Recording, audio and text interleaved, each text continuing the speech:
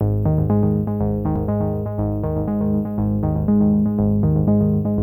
my parents walked in, they were like, "We're going to the States." And I was like, well, okay, what I'm supposed to do?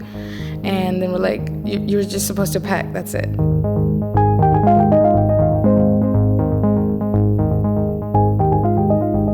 My dad was in New York. I would miss him, and every time I saw a plane, I would just think about my dad. When I met my dad, I was really happy because I didn't even know what his face actually looked like. He was leaving, and I was just crying. I like saying that I'm American, but I come from Ecuador as well. We came here to do work and to get money, and we have been not really doing that well. I think to myself, it would be a shame if I spent their money on something that I would just go halfway on. So I have to be careful of what I do.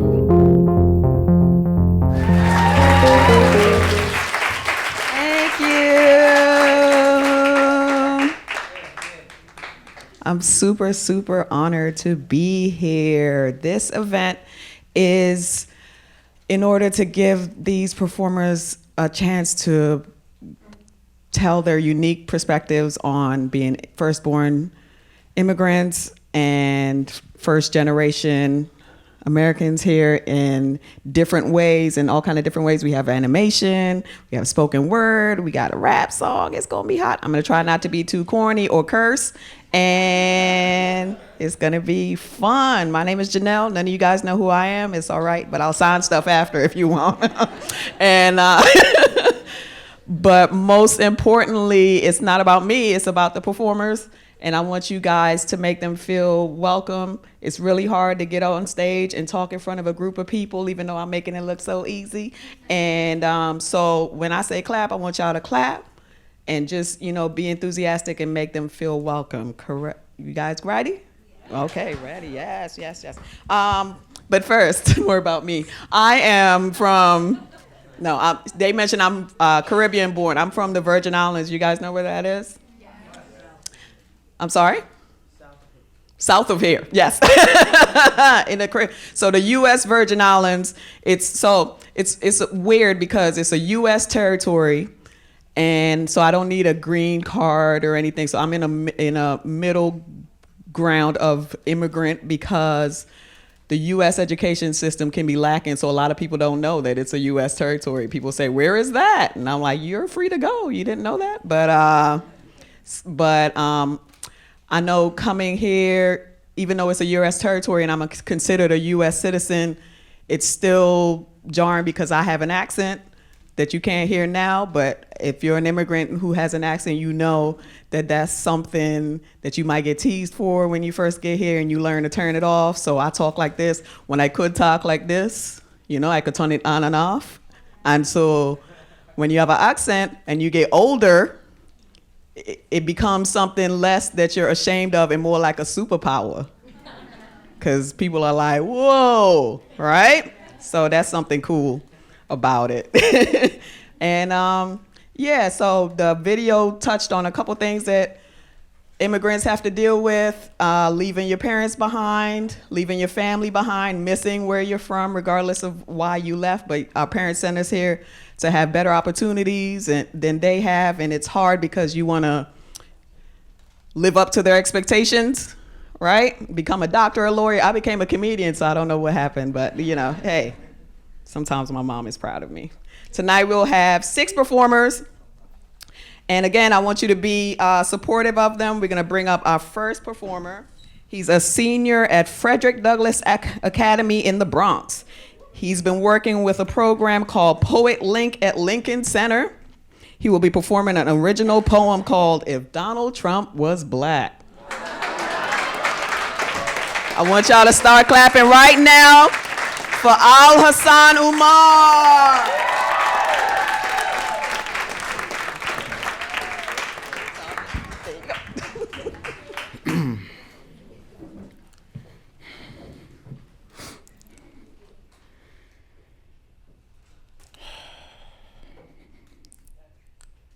If Donald Trump was black, His hair would be the same color as his melanin, beautiful and strong, resisting any white comb that wants to run it over. And he would have a fade on the side with a design that looks like the map of Africa. If Donald Trump was black, he would prefer to eat chicken instead of other people's dignity. He would rather drink endless patches of Kool-Aid instead of the blood of the hardworking people in the land of freedom. And he would enjoy fried plantain with grinded pepper, and the smell of it will give him a nostalgic feeling for his great-grandmother, who speaks a language he does not understand and whom he has never met. If Donald Trump was black, he would flinch every time he sees a sweater that says 100% cotton on the back. His back would suddenly ache, as if he had been over all his life, picking up pieces of his identity that people threw away, just because the back of his hands and his palms are not the same color. If Donald Trump was black, he would invite Kendrick Lamar to perform before he goes on stage. His campaign slogan would be, "We gon' be alright."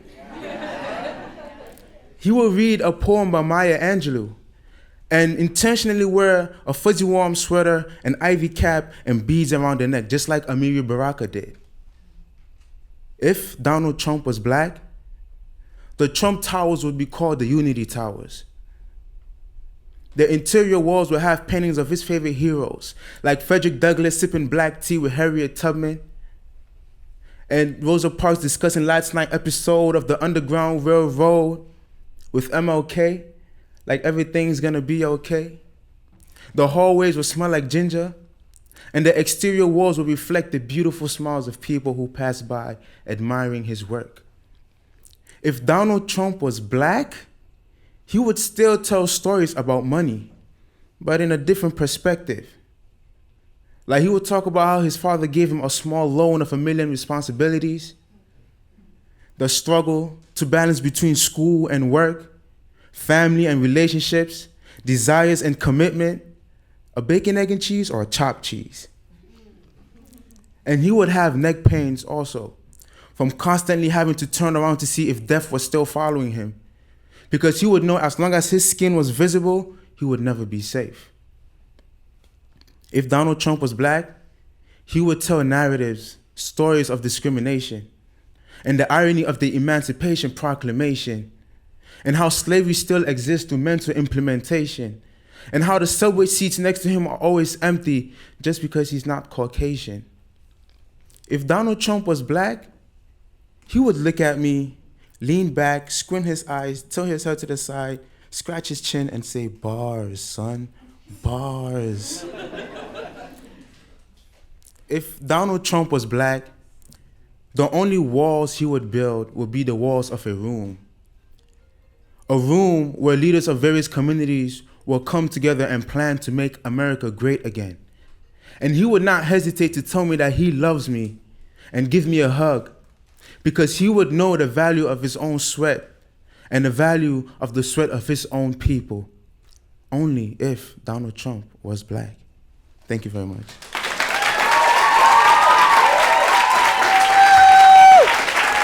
Snap, snap, snap, snap. Yes. Yes, that was great. Donald Trump was black. Imagine that. He wouldn't be so orange, would he?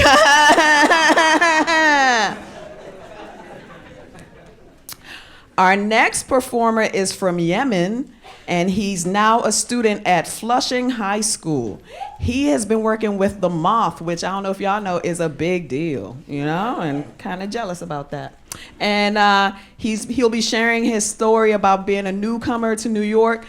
And when he got here, he started in middle school, which is the worst time to be a human, if I remember correctly.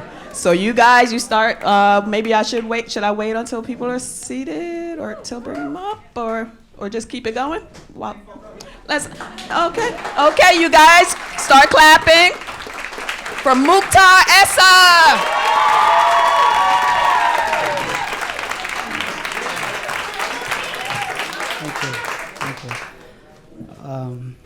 Okay.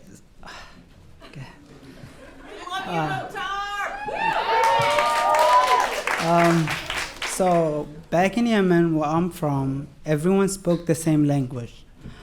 School starts at 7:30, ends at 12. Students have to stay in the same classroom. Teachers have to go to their classrooms. So one day, my parents decided to move to the United States. My first day in ICE 109, I was 12 years old. I was in the 7th grade. I was with my father. We went to school to my first period with my guidance counselor, Miss Law. So my teacher for my first period asked my dad to tell me to introduce myself to class and pick a seat. So I introduced myself and I picked a seat all the way in the back. So while my dad left, I was waiting.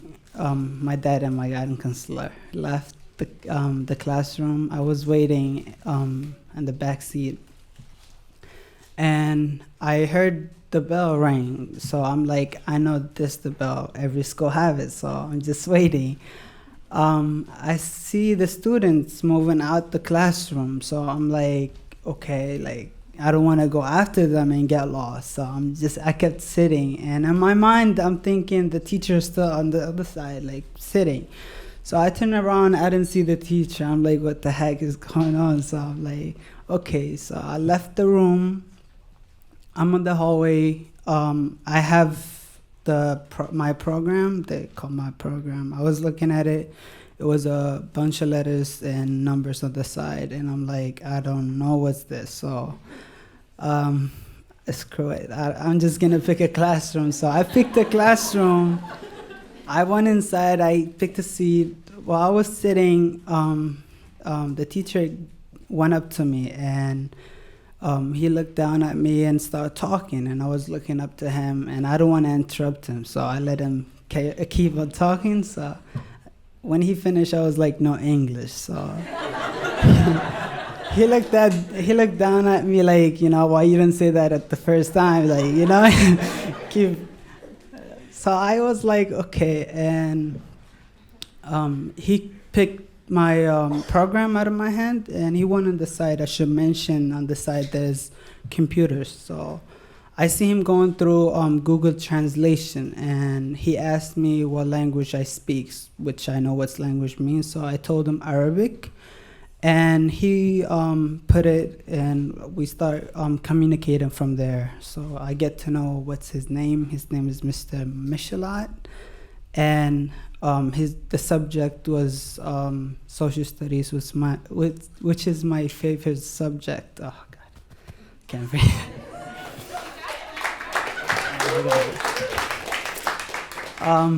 And then Google Translation didn't just help me with that class. It helped me with other classes.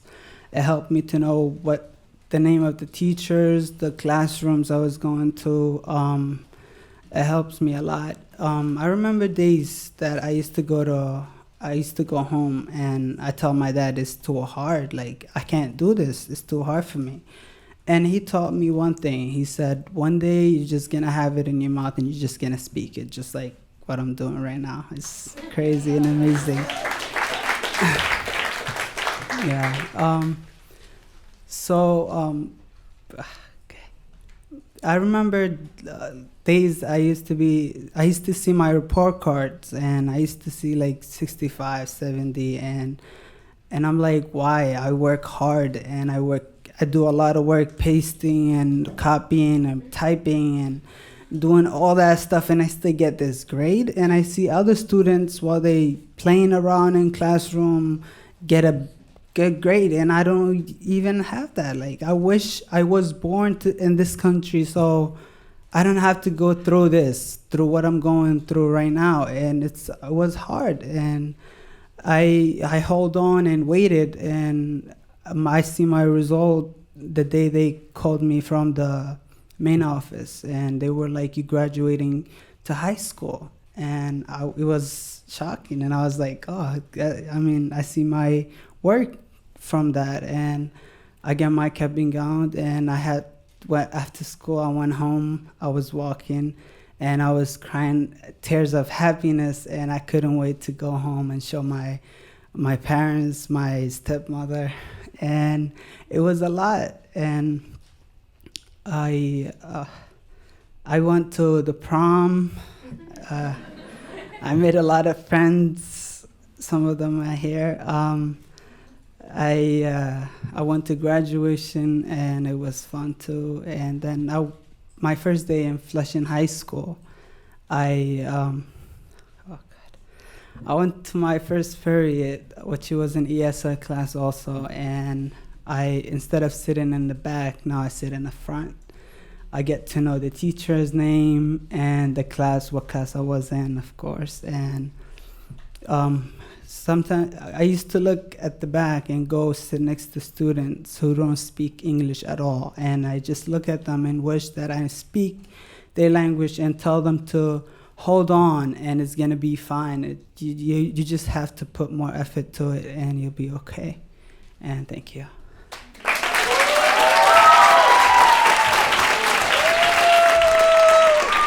Guys, keep it going for Mukhtar.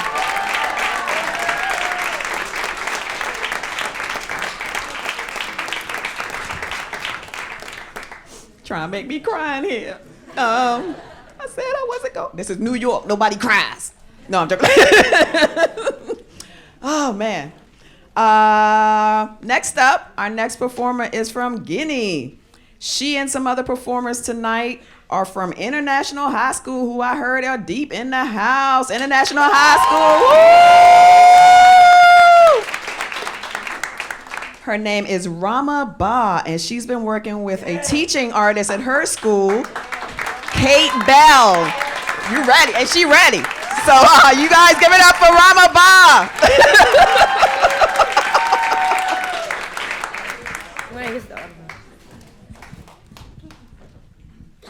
Hi everyone, my name is Ramabas, they already said it. I'm from Guinea, in West Africa. I've been here for 2 years. I go to International High School at Prospect High in Brooklyn.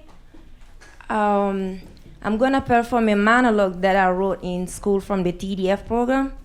The monologue is about my rights.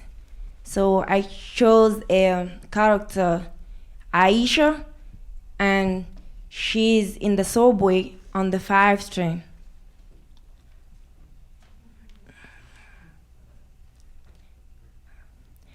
There are many people out there who will think that I'm crazy for saying that wearing hijab is a woman's right.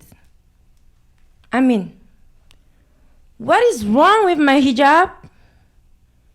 Or is just because society views Muslim women and the hijab as a symbol of their oppression? I assume that the only reason Muslim women wear hijab is because of their religion and their choices. I mean, why are you looking at me like I killed or robbed someone? Oh, I know. It's because I'm Muslim. Just because I'm wearing a hijab, you considering me as a terrorist? I mean, Muslim women, like all the people in the United States, have the right to practice their religion because it is a free country. Everyone have the right to be treated equally, the right to not be discriminated against or harassed because of their religion. In school, the train, street, I mean, everywhere.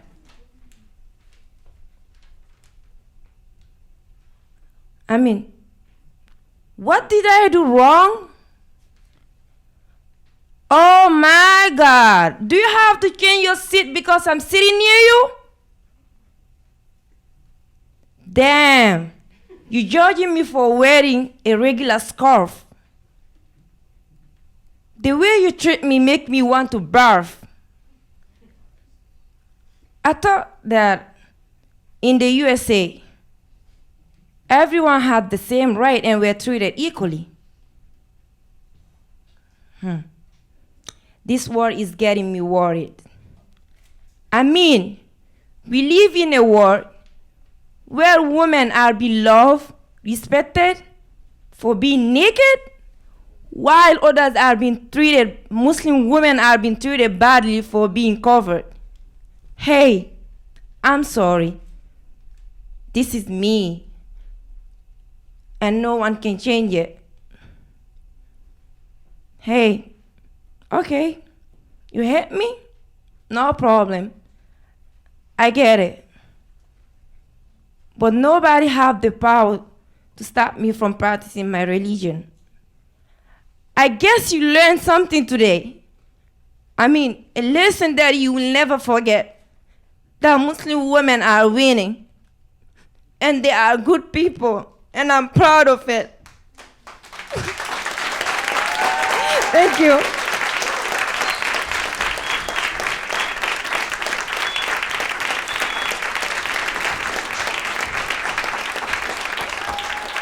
Thank you.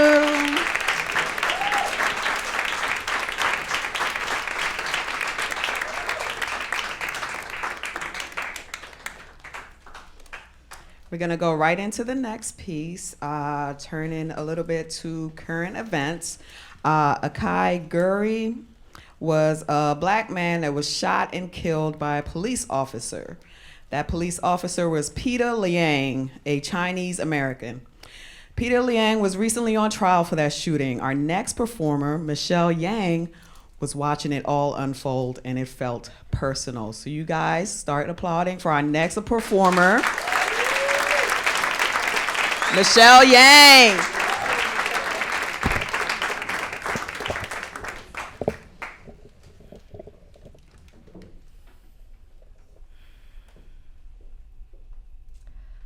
We were never meant to survive, says my father. He is sitting at the dinner table. He has dropped his chopsticks. He is holding his hands up, palms out. A protest. He is in protest of an injustice he does not know the name of. He is making 5-figure sums despite not having gone to high school, despite living in a country whose language still clatters like marbles in his mouth, and I am his daughter in protest. Despite being Asian and girl and being accustomed to having silence vomit from my mouth, despite being taught respect, like it was the steel holding my spine, I am in protest of what he is in protest of. We were never meant to survive, says my father. Another black man falls with a bullet in his chest. A cop is convicted of second-degree manslaughter. But unlike the other ones who were tried and not indicted, this one has a yellow face. This one could be my older cousin. This one could be my brother. This one could be the sons of all the fathers and mothers whoever came to carve out a better life for their children. A black man has been killed. A black father has been killed. A black son has been killed and a Chinese son is convicted. My father says, we were never meant to survive. To be Chinese in America is to eat bitterness like it is the strength necessary for our survival. It is to struggle in silence and achieve a success sweetened only by the strength of our own wills. My father says we were never meant to survive, meaning we have been silent for too long and our limit is near. This is not a matter of race. This is a matter of survival, meaning our sons first, meaning remember where you came from. Remember who your people are. But when someone the same shade of skin as Yellowface's daughter shoots and kills a shade of skin too often slain, Yellowface's daughter will scour the internet and read 23 articles, searching for the right answer, because Yellowface's daughter knows of the blight of police brutality and the persecution of blackness. She knows the dangers of only looking out for people of her own skin color, and she remembers that it was her father who taught her kindness. My father is always there to pick me up and drive me home. He's the type who gives and keeps giving even when he doesn't always receive. He's the one who smiles wide when telling me that the first time he saw me, I was only this big, and now I am this big. And he says he will miss me when I leave for college. My father was the one who taught me that kindness is just a simple thing a human being could do, and that is why the first time I talked to my father about Akai Gurley and Peter Liang, I cried. Because for a second, I didn't know who this man was, this man who said we were never meant to survive. Because for a second, I thought that I had lost my father. I am Yellowface's daughter, who still believes in the existence of justice, who still believes in the possibility of change, who believes it is wrong when a Chinese cop shoots and kills a black man, and who still and always will love her father. Thank you.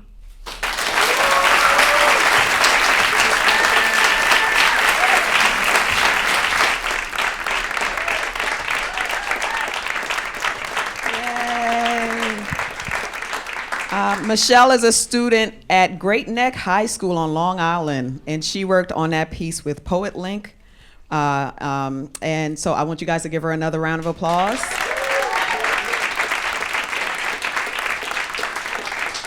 Next up, some music. The next two performers are from International High School. One of them told me I look like Janelle Monáe, which is not true, but I'll take it. I will buy all their albums. And so you guys give it up for Dave Doran from Haiti and Gil No Snip from Suriname.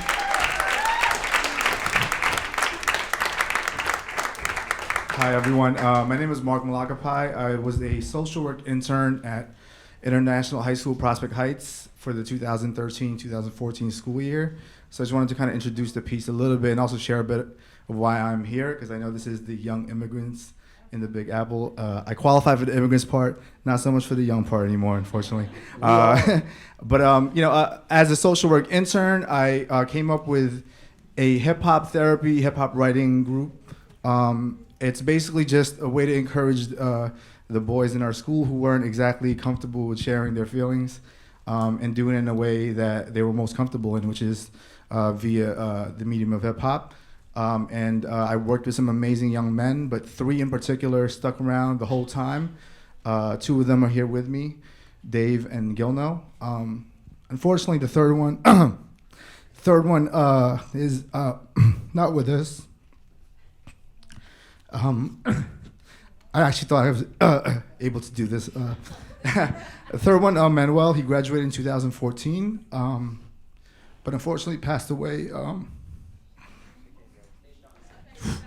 to work and make money to get to college. That was his dream. And Manuel,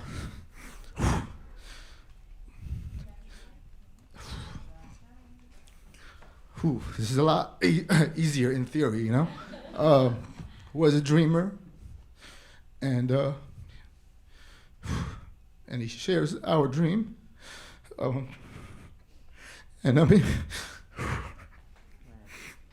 I came here to his part because he was really proud of the song, and I thought it was important to have his part represented.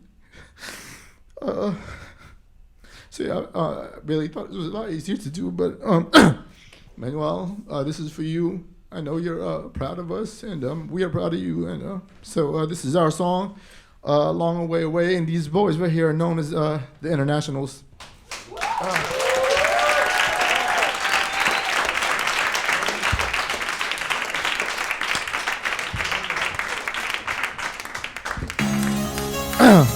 All right, this is a lot more comfortable. I'm an MC, so once the beat is on, I feel okay. Yeah. What? International High School. At Prospect Heights. International Star. Brooklyn. Prospect Heights. Let's go. You ready? Yeah. Bro, Gil knows. I grew up in the town where the people used to serve food everywhere in need that the people would have served. He was time full of. Some of them are nerves too. My mom gave me a curfew. Cause the police might just hurt you. Other folks might just friend you. While others lost their families just like me. That's why it's hard for me to leave. I left them all tearing. I'm here learning. Got love for my parents. Love away. Well, I'm gonna do you proud with this verse. This is you, sir. Say goodbye. Everybody, let's go. Love away. Say goodbye. love away. Say goodbye. Love away, gotta say goodbye, gotta say goodbye. Yeah. How many lives have been lost in the dust out there? Nobody care about us. 3 days, 2 nights, we were walking non-stop from Honduras. America, the next stop. Lots of people cross the border because of drugs, but it doesn't mean it's the same for all of us. Love, persecution, gang trouble, drug wars. We risk our life even though the way is hard. Immigration stop us like, who the hell are y'all? We came across for better chances, better jobs. Drug traffickers, psycho killers, they describe us. We made it to the desert, we the survivors.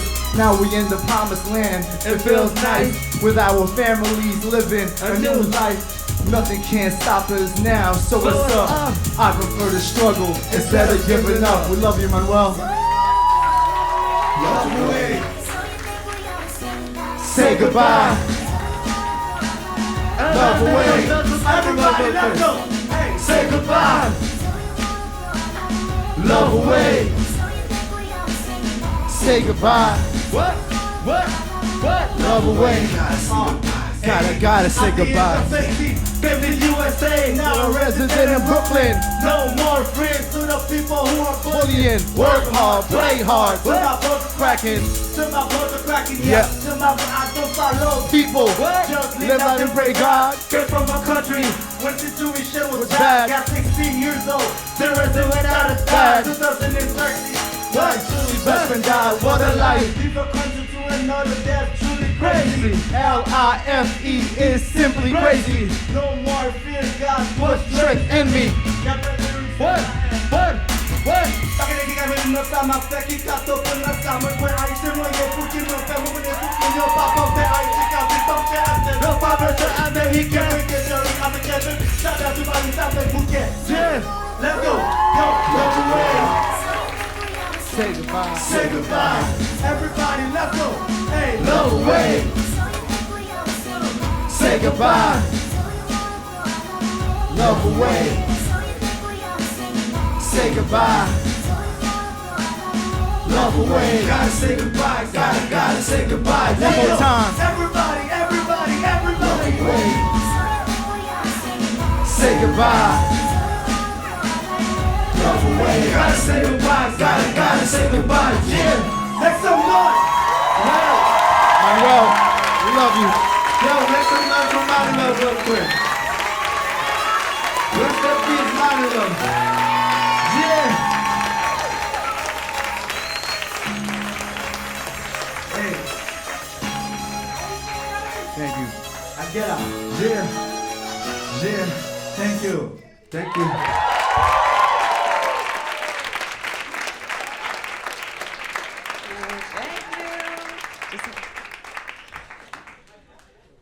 Y'all give it up for them one more time, one more time. That was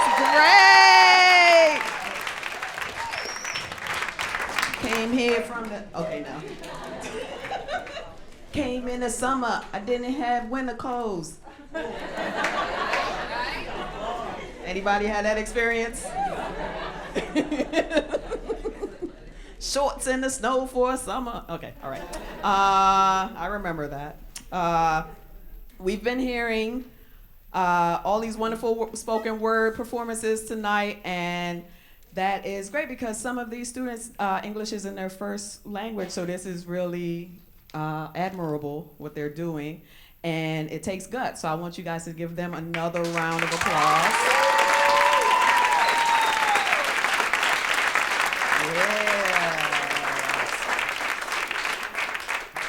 Sometimes for students just starting to learn English, having the opportunity to work with their hands and interact with classmates without having to worry about language barriers is a welcome change. We wanted to share this video of a unique after-school program happening at the International High School at Union Square. Woo! Take it away.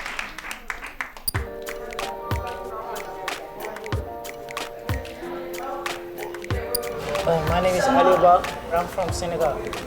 And I came here like two years ago. We are in bike club.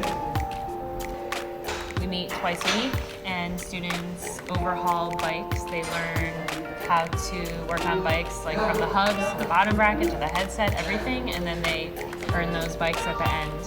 I think that they come to school as English language learners, like very, very beginning English language learners, and things are like just a struggle for them, and they're like slogging through the academic day, and then I think sometimes it's like a good place to sort of not have to engage verbally necessarily.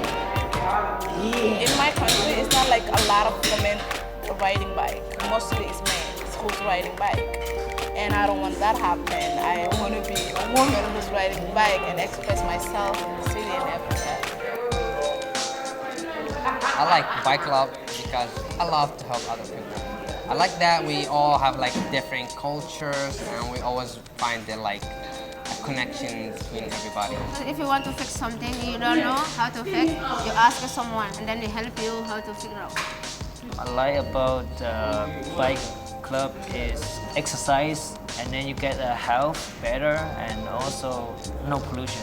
I really like it because I get to meet new people, and also because I learn new stuff. You know, I never knew how to fix a bike. Now I'm learning, so I think that's pretty cool. I think that the feedback that they get from learning these skills is such an amazing teenager instant gratification type of thing that they don't always get in the classes, where we are focused on the language learning and these things that don't come step by step. They sort of build up over time and it's not in a linear way. But with the maintenance, they're getting the skills and they're practicing the skills, and at the end of the amount of time, they get a physical bike. We were able to fundraise to take a trip to Seattle to the Youth Bike Summit, and students came on an airplane with us and saw a part of the country that they would never have seen. I mean, like, it branches you out. I want to become a social work psychologist. I want to advocate the teenagers to know how to express themselves and stand up for themselves and all of those things. I like biochemistry. That's what I like. That's what I would like to go in college and study. When I graduate, I'm going definitely to Columbia University College, study medicine. Cause like I feel my brain is connecting with my hands. I think Bike Club has touched many, many students at this school, one way or another.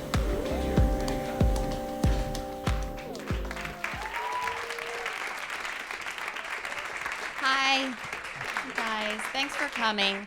I'm Yasmin Khan, and I'm an education reporter here at WNYC, and I organize this event, and I am just sitting here, and I'm totally blown away by all of the performances tonight, and I'm like, I can't believe this is my job. So thank you for coming. Thanks, performers. Thank you, Janelle. As we just saw in the video, there are a lot of educators, community groups doing really cool things to work with students, to get students to express themselves and share their stories and their voice. So I just really want to give a shout out, especially to the groups that helped me with this event tonight. So Kate Bell, who's been working with Rama and the boys who do the rap, the Poet Link program at Lincoln Center, Dream Yard, and the Moth. They've been awesome. So why are we doing this tonight? We're doing this event as part of a reporting project called Global Nation. It's in partnership with Public Radio International. And so this project really dives into immigrant student life through radio reporting, mostly, in this event. And what better place to do that than New York City? So this is a really big school system, and the public school system with more than 1 million kids. Some, like 15% of students, are born outside the US. 180 languages are spoken at home here in New York City. And I think reporting on the immigrant or first-generation American experience often focuses on struggle or suffering, and that's true, and we have reported that as well. That's part of our stories, but we're trying to also extract the unique stories, the focus on the positives, and bring out the humor and the sense of pride that comes with being an immigrant here. Global Nation is possible because of the American Graduate Project, that's part of the Corporation for Public Broadcasting. And the broader work that American Graduate is doing is to focus on the dropout crisis in the US. All students, not just immigrants, but immigrant students have disproportionately high dropout rates compared to the rest of the population. So that's just something to keep in mind tonight. That's why we're doing this. And that brings me to one more thing, one more piece of business I'm going to put on. I have a prop for this. So this brings me to the survey. We're asking you to fill out a very quick 5-question survey as you leave. Or is it under your chair? It's there's some golf pencils I think out there. So if you hand in your survey on the way out, you can get a pair of WNYC sunglasses or a WNYC spork, which is actually an item in hot demand. So that's it. Thank you. So don't forget to fill out your surveys, and I'm going to bring Janelle back up to introduce the last performer. Thank you. Don't fill out your surveys during our next performer, though. No chitty chatter, because you're going to want to pay attention. I'm not even going to introduce her. That's how fly she is. She's been working with The Moth and DreamYard, and she's a dynamic storyteller. So I'm just going to bring her to the stage. You guys enjoy. Yeah, I'm tall. Okay. Oh, all right. Hello, everyone. When my parents came from Nigeria 20 years ago, they had decided that for all their children, they're gonna have traditional African names. And by they, I mean my dad, because he was all about keeping the rich Nigerian culture alive in ourselves while we were in America. My mother, on the other hand, wanted to give me a chance at life and have me have at least one American name with all my other Nigerian names, but that didn't happen. So for all my life, studying at elementary school, I've had a really hard time pronouncing my name and really accepting where my name is from. And from kindergarten to 6th grade, a lot of my teachers, they would go through the name checklist, and then they'll say Demetria, and then they'd see my name and they just stop, and they have this face of just and automatically, as the time grew on, I was just yeah, that's me. Hi, how you doing? And they would continue pronouncing it and continue butchering it until the last month of school was June, and just I finally pronounced your name correctly. I'm yeah, it's June. I'm not gonna see you again. So what are we doing here? And it was very hard for me to even pronounce it even when I was younger. I remember looking at my report card in kindergarten, and there was this checkbox how well your student can perform pronouncing their name and spelling their name, and it was outstanding, good, and needs improvement. And I got checked needs improvement up until 2nd grade. So it was then on that I really started to get it registered in my head that I don't like my name. I don't like pronouncing it. I don't like saying it. I don't like telling people that that's my name. I don't even like when it comes to actually representing my culture, I tried to hide it a lot. And beginning of 6th grade, I decided I'm gonna have a complete name change. I'm gonna come into school with a new different person, new school, new name. And the first name I thought of was Vanessa, then Victoria, then Veronica. I was in love with the letter V. I don't know why. And for a time like that, everyone would call me by those names, and I'd just be hey, how you doing? Yeah, my name's Victoria. And they wouldn't normally call me by my first name until one day in 6th grade, it was my Latin class, and students found out that I am African. And the thing is, the reason why I always hid my culture from everybody was because I come from I'm stuck in the middle between two huge countries. While I was born in America, my family originates from Nigeria. My parents were born and raised in Nigeria. So it was always hard for me whenever I went back home. They will call me Akata, which means Black American. I don't identify with them. And when I'm over here, I am African. You're sure you were born here, but you from there. And I tried to hide that a lot. So when it came out that I am from Africa, I tried to hide it even more often. Said like, no, that's not my name. Call me Victoria. That's what I told you guys in the beginning of the school year.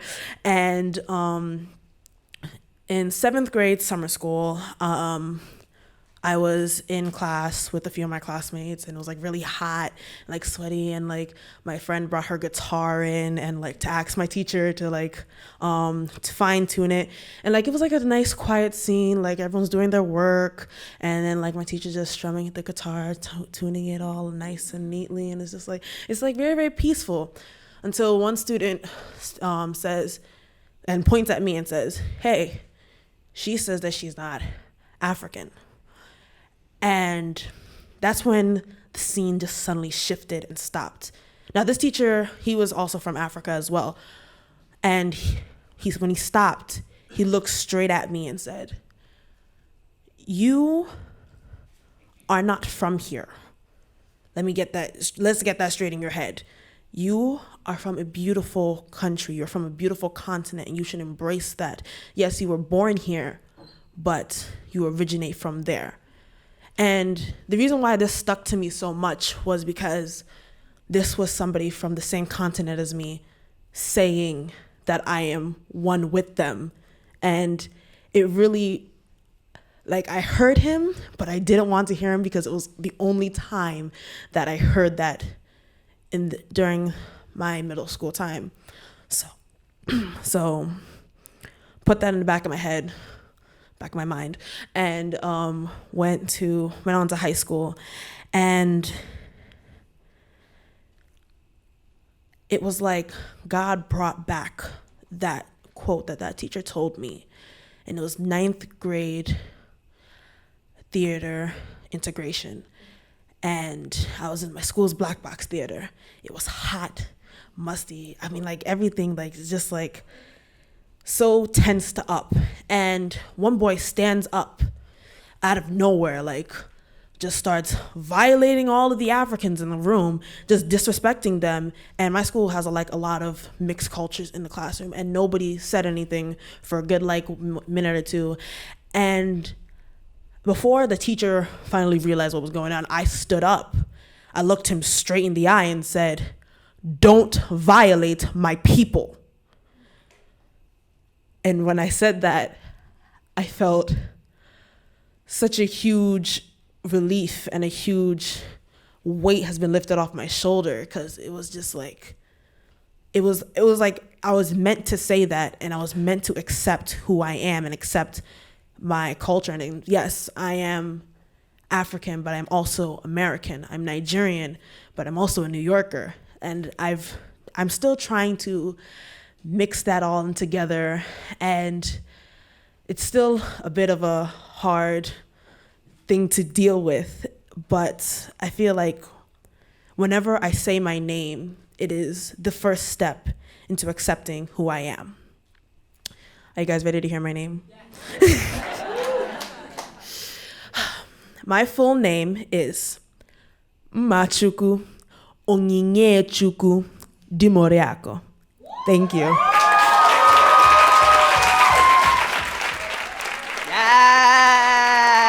Yes. Keep it going for her.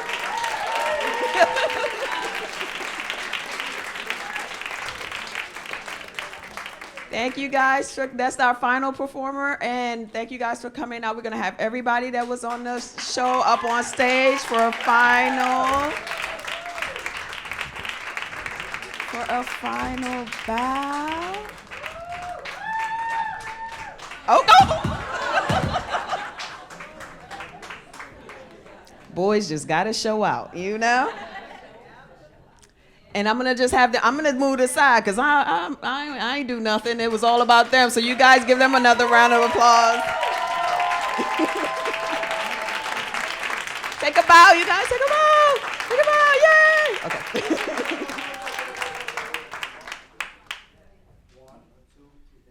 Yeah!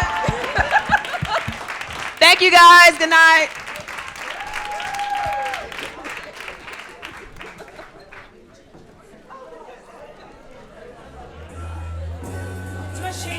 Machine.